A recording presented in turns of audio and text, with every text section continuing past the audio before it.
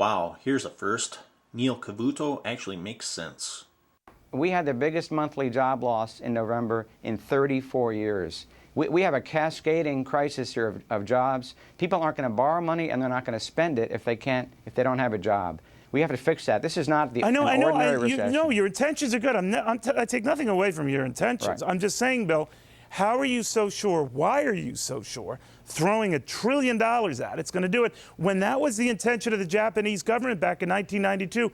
If we throw the equivalent of 10 trillion yen at it, right? We're going to be on fire.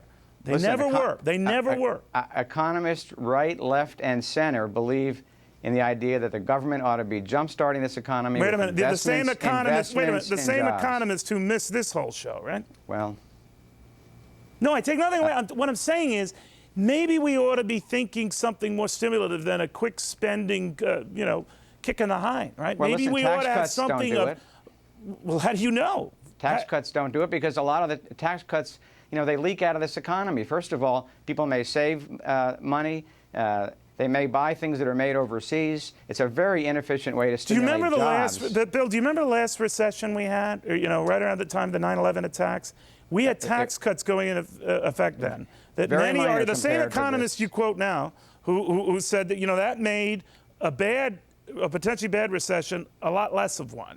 And I'm not saying exclusively tax cuts are the answer, but something of enduring value than a quick nicotine spending fix. Well, that's what I'm saying. These kinds of investments are of enduring value. Think of the TVA, think of the national parks, think of the highway system we built a few decades later. They paid for themselves many times over. Bill, what got us out of that was unfortunately something bigger.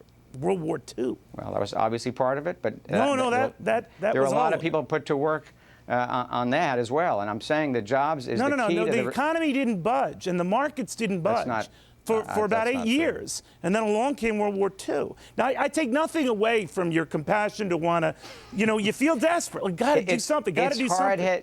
It's hard-headed realism. You can make something worse, Bill. You can make it worse.